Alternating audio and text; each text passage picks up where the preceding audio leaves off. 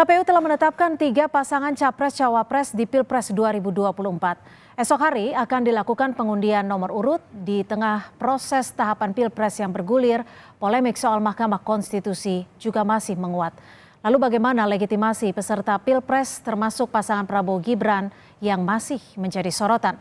Kita akan bahas, sudah hadir bersama kami di Kompas Petang. Di studio sudah ada Direktur Eksekutif Lingkar Madani, Bang Ray Rangkuti, dan juga sudah ada juru bicara TPN dari Ganjar Mahfud, Mas Ciko Hakim, dan juga juru bicara pemenangan tim pemenangan Prabowo Gibran, sudah ada Pak Wihadi Wianto melalui sambungan virtual. Selamat sore, terima kasih sudah bergabung bersama kami di Kompas Petang. Sore semuanya. Saya langsung ke Mas Ciko. Mas Ciko, ini kan sudah ada penetapan. Kalau dari tim pemenangan Ganjar Mahfud sendiri melihat prosesnya seperti apa hingga sejauh ini? Kami pada prinsipnya tim pemenangan nasional Ganjar Mahfud selalu menghormati hukum positif yang berlaku atau putusan-putusan hukum yang berlaku. Cuma kita mengetahui tidak dapat dipungkiri ada proses-proses pencalonan yang cukup aneh gitu ya, melalui putusan MK kemudian yang memutus kebetulan juga akhirnya diberi sanksi pelanggaran berat, dicopot dari jabatannya terkait dengan proses dalam pengambilan keputusan di MK tersebut. Jadi ini agak lucu, tapi ya sudahlah, kalau memang ini yang tetap bisa harus dijalankan secara hukum dianggap sah dan lain-lain, ya kami siap bertarung dengan siapapun. Jadi apapun yang terjadi di belakang selama penetapannya sekarang sudah dianggap memenuhi syarat akan tetap melaju. Tentulah, karena kita memang sudah siap untuk menjadi pendukung dari Capres-Cawapres Ganjar Mahfud dan kita siap. Pak Wihadi, kalau tadi Mas Ciko sempat sebut prosesnya bisa dikatakan ada yang aneh. Bagaimana Anda merespon statement ini? Saya kira tidak ada yang aneh lah proses itu. Jadi saya kira kita harus melihat ke depan bahwa proses yang ada di MK ini kan proses normal, dan kembali kalau kita katakan bahwa proses MK-nya ini justru yang aneh gitu kan, karena tidak ada yang namanya bukti, tidak ada namanya yang kesaksian, tapi dihukum dengan hukuman berat, dan hukuman beratnya pun kalau kita lihat dari keputusannya itu juga keputusan yang sangat aneh justru. Jadi saya kira kita sudah tutup saja permasalahan itu, tidak perlu diungkit-ungkit. Kita ini sekarang menuju bahwa sekarang hari ini sudah ada penetapan secara hukum yang jelas. Jadi nggak perlu lagi tarik-tarik ke belakang, nggak perlu diungkit lagi prosesnya dan segala macam. Kita sekarang ini sudah harus move on, kita harus yang namanya ke depan bahwa penentuan Capres dan Cawapres sudah final, dan saya kira ini kita ke depan, kita beradu bagaimana program kita dan bagaimana kita rakyat memilih nantinya dan siapa yang menjadi pemimpin. Jadi ini suatu hal yang saya kira tidak perlu lagi diungkit-ungkit. Oke, sempat disebut juga aneh. Ada responnya nggak Mas Ciko? Tapi kalau dari TPN Ganjar Mahfud sendiri terkait dengan legitimasinya, apakah ada keberatan atau seperti apa? Jadi gini, TPN itu kan sebenarnya yang kita lakukan di internal kami adalah strategi kampanye untuk memenangkan Pak Ganjar dan Pak Mahfud, yang khususnya tentunya menitik beratkan pada visi misi dan gagasan seperti tadi disampaikan oleh Pak Wihadi. Kami setuju sekali, kami ingin sekali berangkat ke sana. Tapi semua ini menjadi satu kesatuan. Pencalonan seseorang, track record seseorang, karakter seseorang, itu menjadi kesatuan dengan visi misi dan gagasan yang dia bawa. Saya pernah mengatakan di acara televisi yang lain bahwa ini tidak bisa dipisahkan. Kita harus mengingatkan terus dari proses pencalonan Mas Gibran, kita harus kritisi ada unsur nepotisme dan konflik kepentingan di situ. Nah, ini menjadi kesatuan ketika yang bersangkutan membawa suatu visi, misi dan gagasan. Apakah dia dapat dipercaya untuk merealisasikan gagasan tersebut kalau dia sebenarnya beberapa bulan lalu berbohong, tidak mungkin maju sebagai calon wakil presiden dan lain-lain. Nah, ini kan juga dia berada di partai politik yang lain daripada yang sekarang mungkin dia sudah keluar atau bagaimana. Ini hal-hal seperti ini menjadi satu kesatuan paket dalam suatu kampanye politik. Kita harus melihatnya secara utuh. Secara utuh, dilihat secara menyeluruh. Bang Ray, ini kan sebenarnya terkait proses yang sudah kita lalui dan juga sudah disaksikan masyarakat sejak beberapa bulan belakangan. Gelombang kritik kan terus ada. Tapi di sisi lain, Prabowo Gibran juga tetap melaju. Bagaimana Anda melihat ini? Apa yang bisa Anda baca? Dari mananya ya? Soal apanya itu? Ada gelombang kritik, tapi penetapan juga sudah di... Ya kan yang terjadi itu antara legalitas dan Ya, legitimasi kan. Legalitasnya sih sudah selesai hari ini dengan ditetapkannya 3 pasangan calon presiden wakil presiden. Artinya secara administratif nggak ada lagi yang mengganggu tuh. Memenuhi unsur semua legalitas yang dibutuhkan. Selesai itu. Tapi apakah legitimasinya terikut serta di dalam proses legalitas itu? Ya memang belum tentu. Dan tadi misalnya orang masih mempertanyakan soal mekanisme pengambilan keputusan di Mahkamah Konstitusi yang pun ditetapkan kenyataannya mempunyai masalah terkait dengan pengambilan keputusan yang dianggap menguntungkan kelompok tertentu dan sebagainya sehingga dianggap cacat moral. Terjadi perdebatan sampai sekarang. Tentu nggak bisa dihilangkan karena faktanya kan kalau kita lihat di berbagai survei misalnya begitu tinggi respon negatif publik terhadap mekanisme yang terjadi di Mahkamah Konstitusi, khususnya pasca Majelis Kehormatan Mahkamah Konstitusi membuktikan dugaan yang sebelumnya sudah beredar lama di tengah masyarakat. Ya. Seingat saya Kompas menyatakan hampir 60%, ya. Kemudian lembaga survei yang lain dan saya baca juga di salah satu lembaga survei yang lain juga di angka sekitar 60%. Jadi 60% orang masih merasa bahwa proses di MK itu sesuatu yang tidak dapat dinyatakan tepat ya, kerasa ada kurang adil macam-macam dan sebagainya. Nah ini nggak bisa dihilangkan dengan narasi cukup sampai di situ. Nah yang bisa dijelaskan itu adalah ya memang harus dijelaskan secara cepat apa mengapa dan sebagainya. Nah MK itu bagian dari proses penjelasan itu supaya nggak duga-duga. Dan kenyataannya putusan MK itu mengatakan memang ya dapat dinyatakan ada semacam intervensi yang terbuka istilah MK itu terhadap proses itu. Nah sekarang nggak diterima oleh pihaknya Pak Prabowo dan Gibran. Ya. Bongko, menurut saya itu diuji lagi gitu loh. Nah kalau bisa uji terus gitu. Nah supaya semua orang tidak sampai pada sangka-sangkaan, duga-dugaan, tapi ada proses yang disebut dengan pengujian secara akademik, legalitas macam-macam. Nah dengan begitu kita menghilangkan apa yang disebut dengan praduga. Jadi nggak bisa sekedar himbauan, cukuplah. Sebab kenapa gitu? Sebab pemilu itu perlu kita ingatkan terus-menerus ya. Itu bukan hanya orang datang ke TPS. Nah ini menurut saya kampanye soal yang penting nanti di TPS. Ya kan? Anda suka pilih nggak suka, bukan. Pemilu itu dimulai dari proses ia mendaftarkan diri, lalu kampanye, lalu dihitung, lalu ditetapkan hasilnya, lalu dilantik. Itu semua proses yang harus dilakukan dengan bukan saja legal tapi juga legitimate gitu. Nah oleh karena itulah penting kata tagline yang disebut dengan jujur dan adil. Kalau sekedar cuma datang ke TPS rasanya jujur adil itu nggak penting-penting amat. Kan orang nggak perlu melihat apakah ia misalnya diperlakukan waktu kampanye itu diperlakukan baik atau tidak, waktu sosialisasi diperlakukan adil apa tidak, orang nggak perlu melihat. Jadi ada proses yang harus juga dilihat. Nah pemilu yang disebut dengan pemilu itu bukan hanya datang ke TPS, tapi bagaimana proses menuju ke TPS itu seluruhnya, baik penyelenggaranya, pesertanya, pemilihnya juga terlibat serta di dalam keseluruhannya gitu. Nah itu yang disebut dengan pemilu. Makanya saya kritik keras itu. Orang yang selalu mengatakan nanti yang penting di TPS, yang penting di TPS gitu. Kita tangkap sampai di situ. Pemilu itu mulai dari dia dicalonkan gitu loh. Baik, saya akan ke Pak Wihadi. Pak Wihadi, tadi Bang Rey juga sempat menyebut ada respon negatif publik. Bagaimana dari TPN Prabowo Gibran melihat ini? Pertama-tama gini, saya menggarisbawahi apa yang dikatakan oleh Pak Rey mengenai masalah intervensi. Itu intervensi yang mana? Itu tidak terbukti kok di MK. Jadi jangan kita katakan bahwa intervensi itu adalah merupakan sesuatu hal yang dikait-kaitkan dalam hal ini. Kita melihatnya jangan menarik-narik seperti itu. Karena intervensi tidak ada intervensi yang tidak terbukti di MK. Coba dibaca keputusannya MK itu. Ada nggak pembuktiannya? Ada nggak saksinya? Kan tidak ada itu. Nah ya? Itu boleh saya tanggapi dulu. Sebentar. Silakan dilanjut Pak Wihadi. Sebentar Bang Rey. Ya, saya pikir seperti itu. Nah, kalau kita melihat sekarang ini, ya kan, bahwa yang namanya TPN, kita sudah jelas bahwa ternyata bahwa dengan kondisi MK pun kita melihat bahwa survei daripada Pak Prabowo dan Gibran saat ini justru naik, saya kira. Jadi saya kira permasalahan-permasalahan yang diributkan permasalahan itu sebenarnya proses itu adalah proses yang legitimate. Kita bicara adalah proses normal, ya kan? Jadi saya kira tidak menjadi suatu permasalahan yang mesti harus kita tarik-tarik terus, walaupun kita bicara sekarang ini sudah penetapan dan kemudian kita nanti setelah kita sudah pemilu. Gitu kan.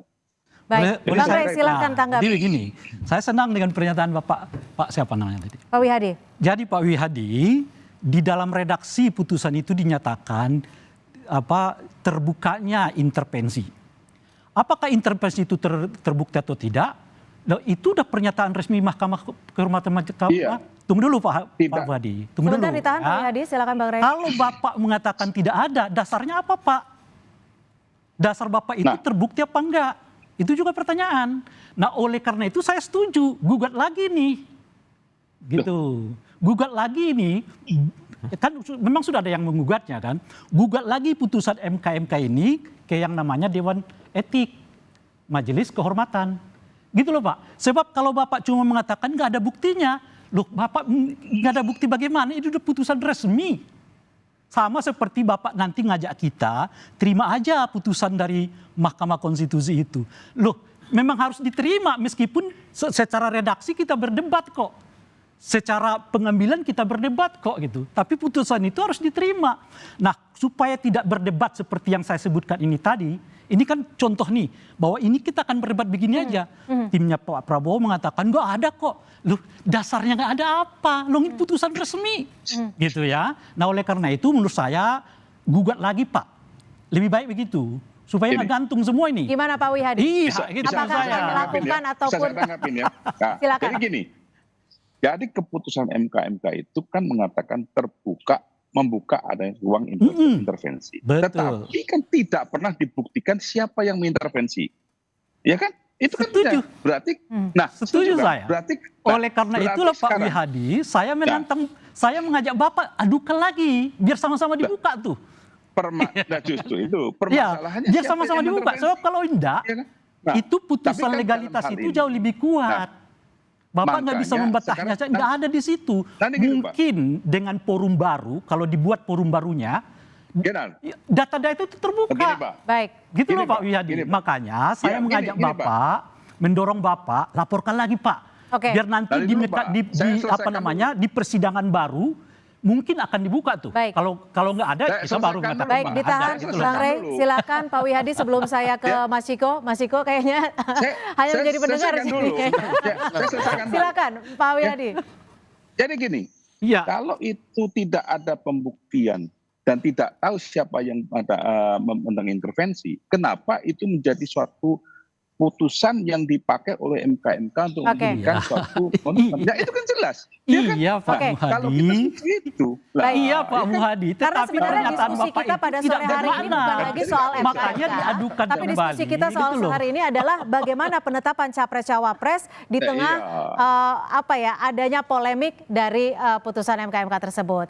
Ditahan dulu Pak Wihadi. Sekarang kembali kita ke dalam sub diskusi kita pada sore hari ini. Mas Iko, ini kan kemarin Mas Gibran sempat bilang optimis satu putaran. Bagaimana dari tim pemenangan Ganjar Mahfud menghadapi ini, merespon hal ini? Kalau melihat dari hasil-hasil survei yang dilakukan oleh berbagai lembaga survei, khususnya kalau kita bisa bilang yang netral, saya rasa hal seperti itu sulit terwujud ya, satu putaran siapapun itu, walaupun tim pemenangan Ganjar Mahfud juga menargetkan satu putaran. Nah kalau soal target, kita semua punya target. Nah mengenai satu putaran ini yang saya takuti, nah kembali lagi, ini bukan menakut-nakuti atau mencurigai aparat dan lain-lain. Cuma yang kita takut dengan digaung-gaungkannya terus satu putaran, dan memang tujuannya adalah untuk supaya masyarakat menerima ketika salah satu calon menang satu putaran, walaupun prosesnya mungkin juga karena ada ketidaknetralan aparat di situ. Ini mungkin. Anda melihatnya sampai saat ini salah satu. ada Ini kan kita nih udah semua yang duduk di sini udah mengalami menjadi campaigner atau menjadi pengamat udah puluhan tahun, bukan baru 10 atau 12 tahun. Jadi kita tahulah beberapa strategi-strategi. Nah, kita berharap itu tidak menjadi kenyataan, tidak ada ketidaknetralan aparat, tapi ya kita harus ingatkan terus. Tapi kalau soal kemenangan satu putaran ya tentunya tim Ganjar Mahfud ingin juga menang satu putaran. Nah, itu menjadi target kita. Target, tapi menurut Anda memungkinkan tidak? Kami selalu merasa mungkin. Merasa mungkin. Tapi kan ya kita lihat kalau dilihat dari trennya sekarang tidak mungkin kayaknya kan gitu. Tapi banyak akan terjadi perubahan karena ini kan kampanye belum bisa dimulai juga sebelum tanggal 20 sekian November. Kalau soal kecurangan bagaimana Anda melihatnya? Tadi Anda juga sempat menyinggung soal kami itu. sudah mengalami sendiri penyopotan alat peraga kampanye di beberapa daerah. Tadi sudah disampaikan di berita sebelumnya oleh Pak Mahfud juga ada laporan-laporan yang mengagetkan juga itu berani dilakukan di ibu kota ya. Ibu kota ini kan sangat gampang orang menyampaikan informasi ketika melihat kecurangan dan lain-lain. Tapi ya udahlah, ini sedang terjadi, sering terjadi juga intimidasi terhadap orang-orang yang mengkritik hasil putusan MK. Contohnya terhadap Ketua BEM UI, ya kan, ibunya sampai didatangi aparat rumahnya di Pontianak dan lain-lain. Nah ini nyata, ini fakta. Jadi wajar kalau ada kecurigaan, wajar ada kewaspadaan, wajar kalau kami mengingatkan masyarakat untuk tetap waspada akan hal-hal tersebut. Demi terwujudnya pemilu jujur dan adil. Pemilu yang dikatakan oleh Bang Rey tadi adalah mulai dari proses, bahkan sebelum proses, rekam jejak kandidat sebelum jauh dari sebelum proses, dari mulai mereka pada lahir dan berkembang sebagai manusia, itu juga sebagian dari proses itu sendiri. Oke, Pak Wihadi, bagaimana Anda menanggapi dari statement Mas Ciko ini? Anda optimis tetap satu putaran Prabowo Gibran? Kalau kita melihat daripada angka-angka survei yang saat ini, ya kan kita lihat bahwa ada kenaikan yang cukup signifikan. Nah dasarnya kita adalah memang kan dasar survei. Jadi kita dari survei itu terus kemudian juga daripada masyarakat. Saya kira kita tidak perlu lagi bicara mengenai masalah netralitas. Karena kalau kita bicara netralitas, ya kan, kami ini sebagai timnya Pak Prabowo dari 2014-2019 sudah kenyang dicurangin, ya kan? Sama siapa, Jadi Pak? sekarang ini ya. Sama siapa ya kan, Pak yang curang? Ya, lah itu kan saya nggak bisa ngomong siapa lawannya yang curangin, ya kan? Jadi kalau sekarang saat itu yang bertanding seingat saya Pak Jokowi dengan Pak Prabowo ya. Nah iya, kalau sekarang kita diomongin curang, ya kan? Kalau kita diomongin curang, ya kan curangnya yang mana kita curang? Mau kita nggak punya pengalaman mencurangi kok. Justru biasanya yang tahu karena cara mencurangi itu akan teriak duluan. Gitu. Gimana Mas Ciko? Ya, karena mungkin sekarang bersama dengan musuhnya yang lalu yang katanya Bapak nyurang itu. Gimana Pak Wihadi? Saya kira nggak perlu. Saya kira tidak seperti itu. Justru bukan dari situ kan. Jadi saya tidak ada hal seperti itu. Kita lihat bahwa kepolisian, aparat semuanya ada. Dan kita kalau lihat sekarang ini, kejadian di Kabupaten Cilacap, itu PJ-nya itu jelas-jelas kan, PJ-nya itu jelas-jelas mendukung dan membuat suatu statement juga dengan kancing merah dan segala macam, itu justru kelihatan gitu loh. Kok itu nggak direkspos, kok justru hanya masalah baliho, baliho belum tentu, itu Bawaslu yang nurunin bisa aja gitu loh. Kalau yang di Kabupaten Cilacap bagaimana? Ya kan? Itu laporannya masuk nggak gitu kan? Itu nggak jelas loh, ya kan, sebagai PJ Bupati, dan ada berapa PJ Bupati gitu kan? Nah itu aja kira. Baik, Bang Rey, bagaimana Anda melihat dan juga membaca dugaan kecurangan yang terjadi di beberapa daerah ini? Kan dua-duanya ini menganggap bahwa kecurangan itu sesuatu yang pernah dan akan kan. Kalau Pak Muhadi tadi mengatakan, oh tapi pernah kok dicurangin. Makanya saya tanyakan siapa yang curanginnya kan, gitu. Tapi Pak Muhadi nggak mau jawab. Nah supaya kita tahu, di pelaku. Begini Pak Rey, saya katakan. Silakan Pak Wihadi. Saya bukan masalah tidak, jangan mendefinisikan kepada seseorang. Kita lihat, ya kan. Bukan, kan Pak Muhadi mengatakan pernah dicurangin. Oh siapa yang melakukan curang saat itu Pak Muhadi? Pertanyaannya begitu kok.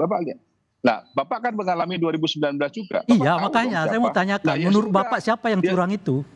Ya kalau Bapak kan udah tahu siapa yang curang kan 2019.